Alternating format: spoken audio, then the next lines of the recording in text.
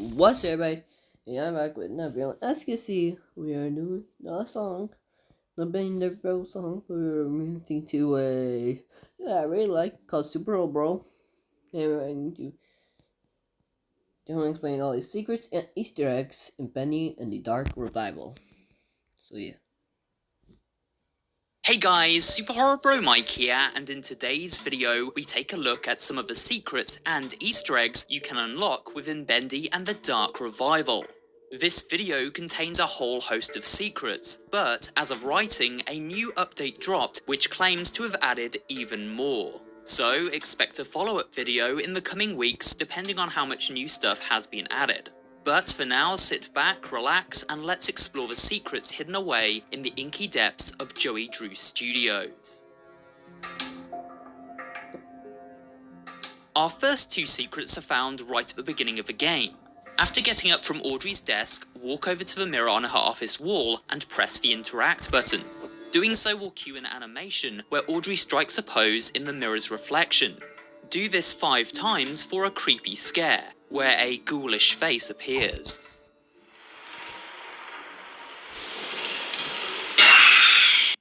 Okay, yeah, that would definitely scare me if I actually played the game.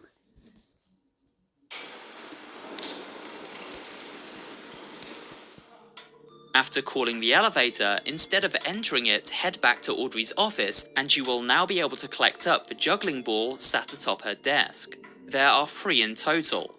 The second is found on the floor beside this desk, and the third by this typewriter in the office just before the elevator. Collect up all 3 of these balls and then throw them into Wilson's janitor bucket in the hallway to meet a puppet-like character who hacks up the balls before vanishing back into the murky water from whence it came.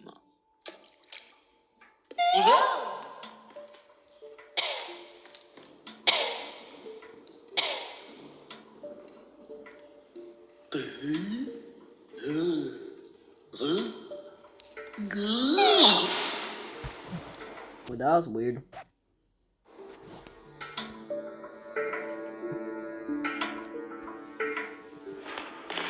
What the heck is this? It's Meatly. You may remember in the original Bendy game, Bendy and the Ink Machine, each chapter contained a hidden cutout of the game's creator, the Meatly. They were unlocked by walking through invisible walls adorned with a Boris the Wolf poster. Bendy and the Dark Revival ups the ante by including not 5, but 10 hidden Meatly cutouts, and this time each has a very unique appearance. Just as before, they are hidden behind certain walls featuring a Boris poster. However, we must reach the point of no return in Chapter 5 before these walls become accessible. Here is each and every Meatly cutout and how to unlock them. The first is found near the Heavenly Toys workshop up this climbable wall where we first collect an audio log. It features a very normal looking Meatly design. The second is located in Animation Alley in this room behind a breakable wall. Here we find a very happy looking Meatly waiting for his meal to be served at the dinner table. The third Meatly is behind the poster on the wall in the sewer tunnels, not too far from where we first meet Porter during Chapter 2. This musical Meatly is jamming away with some choice tunes. For the fourth Meatly secret, head back to the locker room area which led to our first gent pipe upgrade in Chapter 2. At the very beginning of this area is a Boris poster on the wall here. Walk through this wall to reveal a Meatly missing his head with a meat cleaver by his feet. Still, he doesn't seem too bothered. For the fifth Meatly secret, head to the artist rest area and into the lost and found room. It is at the back of this room behind this wall that the Meatly is found. As you might expect from an area titled Artist Rest, we find this version of Meatly sketching in his notebook. The sixth cutout is found just after the King Widow boss fight before entering the sewers in this passageway. The poster is on clear display, so just walk through it. On the other side is a burly version of the Meatly, flexing his tree trunk-sized arms. Number 7 is found in the downtown area in this alleyway after leaving the butcher shop. Look up to the side of this building and you'll see a Boris poster that we must use flow to reach. Behind this poster is a very elegant looking Meatly in a top hat with a cane. Meatly number 8 is hidden behind the Boris poster after first leaving the vent system and entering the gent factory where the keepers patrol. This one is fantasy-based, a wizard design which recalls Gandalf from Lord of the Rings. The 9th cutout is located in the Alice Angel boss arena. You'll need to leap over this sofa and into the wall behind it. After doing so, we find a very heroic superhero-looking Meatly levitating above the floor. The 10th and final Meatly is situated in the north wing, just before the stealth section with the keepers. A torn Boris poster is found on the wall of this hallway. Walk through it to find a very vampiric-looking puppet man. Okay. I guess I know what to do when I play the game, and this is part of no return. Find all the immediate cutouts. You may remember Sean Flynn from Bendy and the Ink Machine. He was a toy maker working in the Heavenly Toys workshop. While we find a note from Sean on the main story path, his actual audio log is quite well hidden and contains a bonus quest to boot. To find Sean's audio recording, we must head back to this hallway found just beyond the toy workshop and before Animation Alley. Then use Flow to reach the top of this giant ink pipe. This leads to a back room where Sean's recording can be found. Here is his audio log for those interested. Well, Sean, you finally did it. You went and told the boss exactly what's up. It's time to move on, I said to him. This toy man's ready for a new adventure. I have to admit, he took it far better than I expected. Probably because a lot of other people be ditching this month as well. But I don't pay no mind to Mr. Drew. I ain't leaving because of that old windbag. No, I've seen far worse in my day, that's for sure. I'm hitting the road because it's time for Sean Flynn to see some open sky. Find myself a little cabin upstate, somewhere the family and I can start anew. But before I go, I've made one last toy. A little parting present for the factory lads. Let's see how long it takes them to find it. Okay, that's weird. Sean tells us he made one final toy before he quit the studio, but he also states that this toy is well hidden. To find Sean's final creation, we must backtrack past this secret area, and opposite this room with a giant Boris plush, you will notice a chain-linked fence. Look up and there is a small gap at the top of the fence that can be flown through. On the other side is Sean's final creation, this tiny toy robot, which can then be collected up to unlock the achievement Plaything. Okay, good to know. Good to know. Black Friday deal. Black Friday deal. You're saying back. The Animation Alley lobby holds several secrets. The first of these is a very well hidden room which must be unlocked by locating 3 unique posters around the area. In the atrium there is a locked gate and it seems unpassable, but by tracking down these posters and tearing them apart with the gent pipe, a series of clickable buttons are revealed. The posters are all found fairly close to one another, most of them in hidden rooms accessible after breaking down these crawl spaces. Poster 1 states, "Take 5 to stay alive." Poster 2 is an image of Bendy as a bee. And poster 3 contains the phrase, "Joy in work, trust in Joey." Once all 3 buttons are pressed, you'll hear a little audio cue play out. Return to the locked gate in the atrium and it will now grant you access to a secret area, where a shaft leads down into a hidden room containing an ability upgrade. You'll also notice a locked door to the left and a smashable brick wall.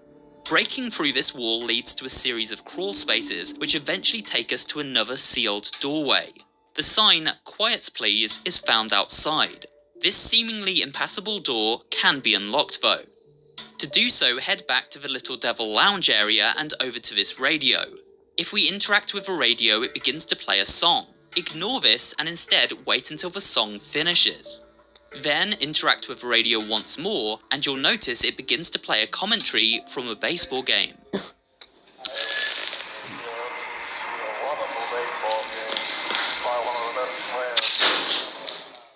Upon hearing this audio, race back to the secret room and through the crawl space leading to the shuttered doorway.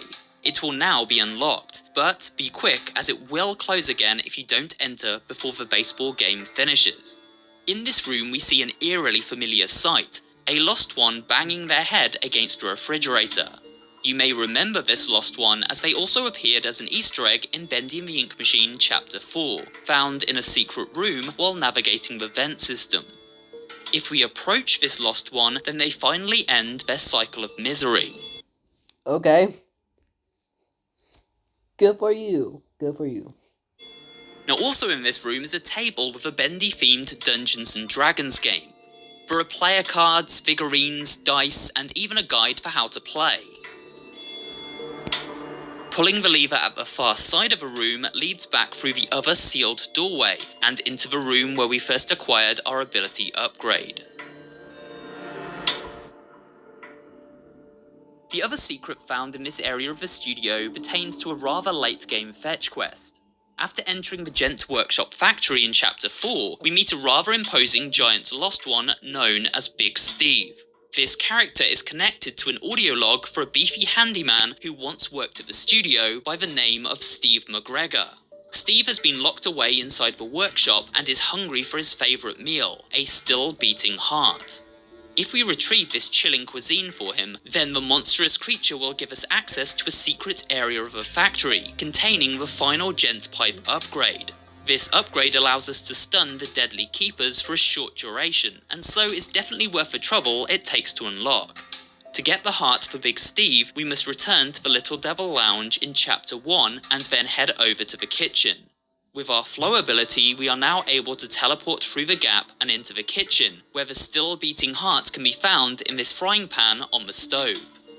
Before leaving this area, head back out of the kitchen and down this hallway to unlock yet another secret room. This one containing a note from a mad chef named Buck, who tells the grisly tale of how he lured a worker from the animation department into his kitchen after hours, and then proceeded to kill him and use his meat in various dishes he served to the employees of the studio. After reading this unsettling murder note, we can now head back to the factory and give Steve his long-awaited meal. He sits in the corner and chows down, granting us access to a lever which, when pulled, opens this hidden room. The schematic for the final Gent Pipe upgrade is located within this safe and sound box. While exploring the city area with Bendy in Chapter 4, we can unlock a very creepy lunar-based Easter egg, which pays homage to the classic Legends of Zelda game Majora's Mask and its terrifying-looking moon. The moon looks pretty normal when we enter the city, but if we search around the environment, we can find 10 breakable pots. These pots also resemble the design found in the Legend of Zelda games too, though they are much smaller. Now the location of each of these pots around the environment, so follow this quick tutorial if you want to unlock the secret for yourself.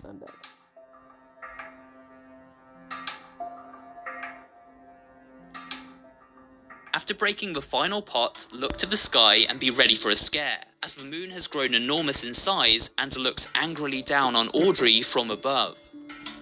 Looking away from the moon causes it to return to its previous far-off state, so be careful not to accidentally miss this blink and you'll miss it Easter egg. Start your holidays off right with pickup. Yes, I'm back.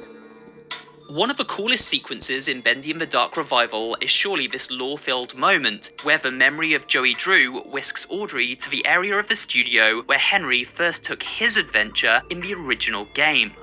If we explore this area rather than simply sitting down in front of a projector, then we can find a few fun Easter eggs. The first is found if we teleport up to this gap in the ceiling. Open the drawers of this desk, and we find a secret audio log from none other than Wally Franks himself. At this point, I don't get what Joey's plan is for this company. The animations sure aren't being finished on time anymore, and I certainly don't see why we need this machine. It's noisy, it's messy, and who needs that much ink anyway? Also, get this. Joey had each one of us donate something from our workstation. We put them on these little pedestals in the break room to help appease the gods, Chucky said. Keep things going. I think he's lost his mind, but hey, he writes the checks. But I tell you what, if one more of these pipes burst, I'm out of here. This was Wally's original audio log found in Chapter 1 of Bendy and the Ink Machine. After listening to Wally's audio log, drop down through this hole in the floorboards, and Audrey comes across Henry's old desk. She then repeats roughly the same lines as Henry did when he visited this area in the previous game. Hey, here's an old desk. I bet someone wasted a lot of time in this chair. Finally, if we head over to the ink machine chamber and listen closely when standing beside its boarded up door, then we will hear the gentle beating of the ink demon's heart and a swell of inky voices.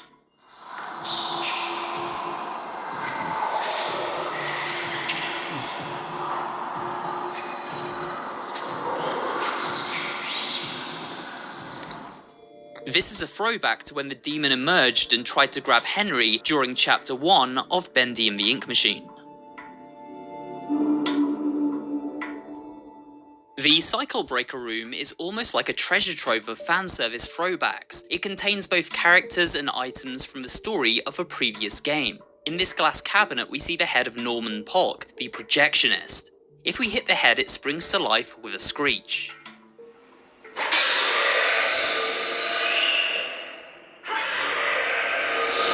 Yeah, see where the projectionist was killed though. In this cell we see Sammy Lawrence plucking away at his trusty banjo. While in this hidden room we find a giant head that made up the Bertram Piedmont boss battle from Chapter 4 of Bendy and the Ink Machine. Upstairs we find an empty cell belonging to Alice Angel, who appears later in the game. She has left a message behind though, allowing us to identify this room as hers. And finally, we have Henry himself in this cell, who can be seen drawing bendy doodles in his notepad. Rather fittingly, as we know Henry was the true creator of the dancing demon. A neat Easter egg to do with these rooms is that each cell number corresponds to the date of when the chapters of the first game released. Upstairs is a cabinet labelled Contraband, which includes Henry's axe, Sammy's record, and the Seeing Eye tool used to track down secret messages around the studio. It's a nice throwback. Further into the game, when Audrey is asked to disarm herself before entering Wilson's retreat, the workbench where she places down her gent pipe also contains a few Easter eggs. The axe from the first game and the Tommy gun from Chapter 3. In addition to these weapons, if we interact with the cabinet beneath the desk, we find a minigun is tucked away for safekeeping. One of the greatest secrets in Bendy and the Dark Revival is an unlockable rock concert performed by a band called the Inkjets. To unlock this rocking secret, we must return to Alice Angel's tea party, and on the table you will find half a ticket stub for the show. The second half of this ticket is located deep within the Gent workshop, on a cabinet in this top room floor here. After collecting both halves of the concert ticket, travel back to Artist's Rest and get ready to rock out with the Inkjets.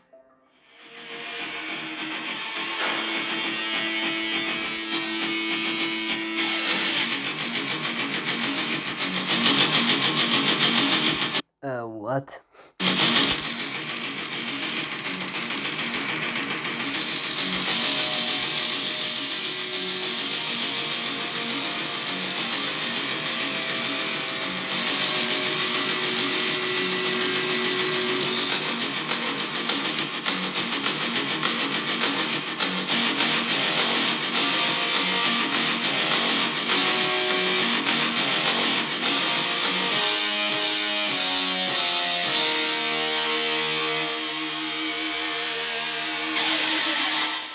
Okay, yeah, and that totally makes sense.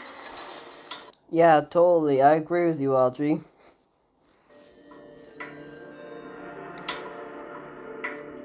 Now for a quick-fire selection of smaller secrets and Easter eggs. The first is this secret hidden in plain sight at the beginning of Audrey's adventure before even entering the Inky Realm. A cartoon sketch of a character known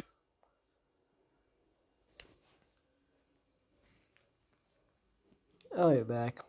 and Easter eggs. I The guess first I'm is this roughly back secret where I hidden in was. plain sight at the beginning of Audrey's adventure before even entering the Inky Realm. A cartoon sketch of a character known as Shipperhoy Dudley. This is Wilson's own character design which he attempts to trap Audrey's soul inside at the end of Dark Revival. While we don't discover this character to be Wilson's until the end of the game, it can nonetheless be seen right at the beginning of Audrey's journey on this desk outside her office. Next up, we have a giant bird, which can be found by jumping from the platform of Subway 77 and then taking a left down the abandoned track. We reach a cell where a giant ink crow is pecking away at a message from Joey Drew, which reads, "Just a pencil and a dream." Another highly creepy secret found on platform 77 is this ghost train, which passes by if we enter the station at exactly 4:14 AM. This ghost train is referenced in a note found on the platform bench, and the number 414 is a date synonymous with the Bendy fanbase. So beware of platform 77 if playing in the early hours of the morning.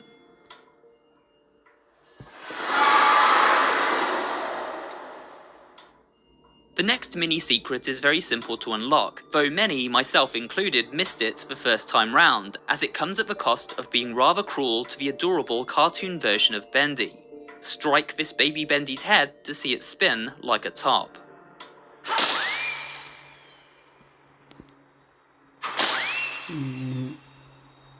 Yeah, I like that. While in the city with Bendy, you will notice that before entering the hotel, he wanders over to this locked door and points at it. If we knock on the door again and again, eventually a voice can be heard.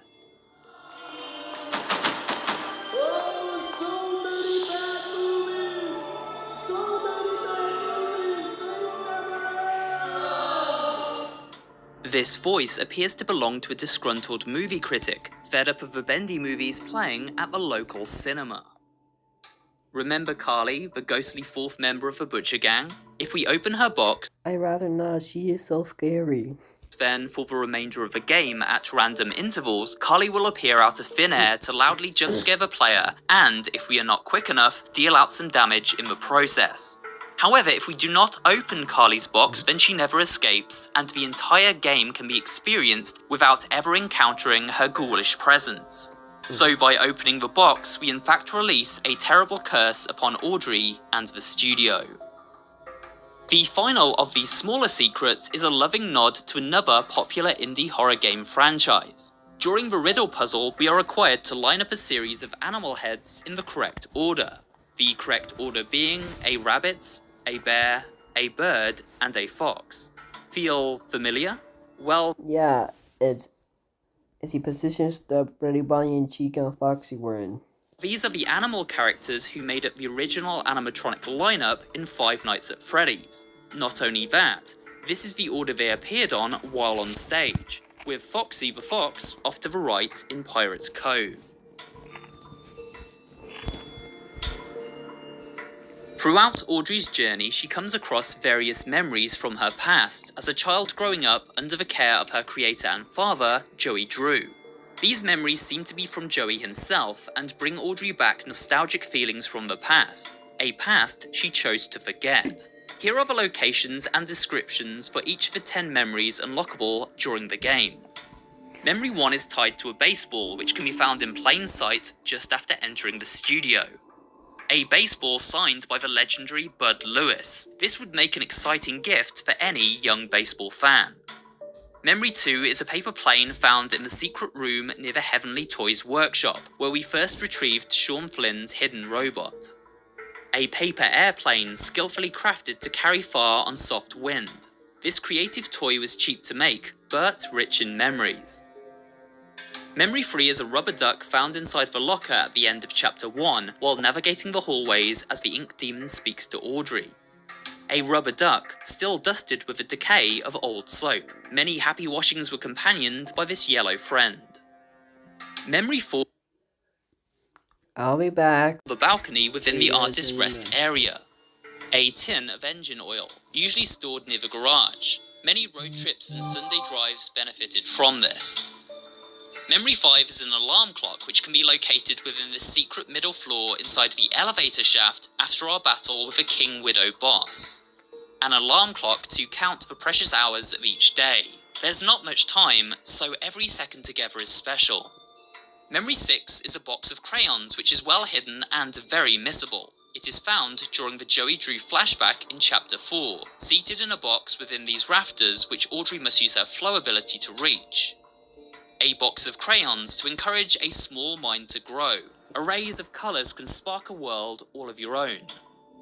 Memory 7 is this fashionable hat, which is sat inside a locker in the downtown subway station. A man's fashionable hat, perfect for a summer stroll in the park. It still smells of cotton candy and playful afternoons. Memory 8 is a carton of milk which can be collected to the left of this room just before entering the pit and triggering the final cutscene of Chapter 4. A carton of milk, for growing up strong and healthy. Add some chocolate for a snack enjoyed by both young and old. Memory 9 is a cracked mug, which can be accessed by completing an in-game side quest. Betty will ask Audrey to collect her up some groceries from the nearby farmer's market downtown, so simply backtrack to the market using the train and interact with a box labelled Live Contents. I don't think we want to know what could be inside. Then return to Betty and deliver this mystery meat, and in return she will tell us a secret item is floating in the inky fountain nearby. Head over to the fountain and collect up the cracked mug, which has the following description. A cracked mug lovingly repurposed into a plaything. It may be sad, but it still has life in it yet. The 10th and last memory is this hot dog, which can be found inside a locker within Wilson's lab. A delicious hot dog, plain with mustard, the perfect quick meal for a lazy Sunday. I don't usually indulge in hacks for games, but I was compelled to on this occasion after learning of a few choice secrets included specifically by the developers for the hacking community. You'll remember that in Bendy and the Ink Machine, those who hacked into out-of-bounds areas of the game world were greeted by a creepy Bendy cutout holding a sign which read, "Wondering is a terrible sin." In Dark Revival, the team at Joey Drew Studios took this concept one step further, by creating a 3D model of the insane-looking dancing demon. He can be found by hacking into unreachable areas of the map. There are also a collection of towers which can be found way out of bounds and bring back a few familiar faces, such as Boris the Wolf and this resting lost one. So, Boris did get to make a comeback in some form, after all. I mean, he did make a comeback. Dude, in the beginning of the chat, you're in the beginning of the game. Still, so, yeah. These monuments contain a series of numbers and the letter L. Each number corresponds to its letter of the alphabet, and so, when translated, these towers give us the message, hello, greeting any would-be hacker who may stumble across them.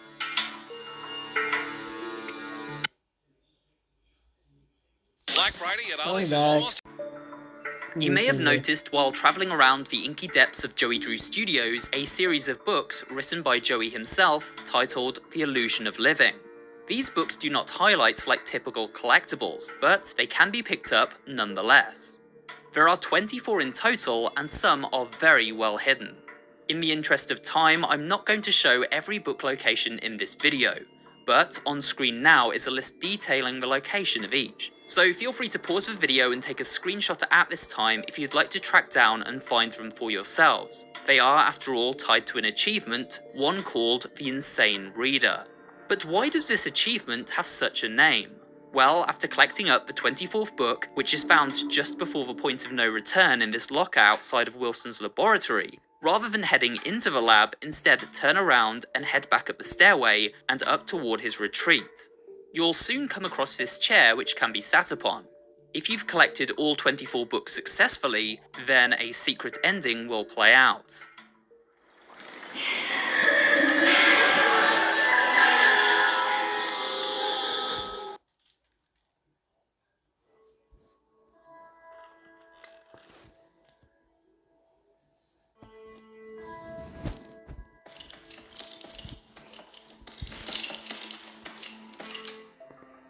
This is the Insanity ending, and sees Audrey locked in a padded room in a straitjacket. We can control her as she flips around on the floor while the credits roll. This isn't intended to be a canon ending, but rather a fun Easter egg for those who took the time to seek out the writings of Joey Drew.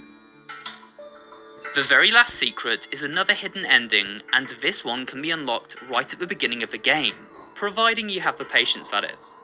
After the opening cinematic, simply leave Audrey sat at her desk for around 20 minutes. Doing so triggers the following ending. Well, the coffee's good and all, but this work's gotta get done. Focus, Audrey, focus.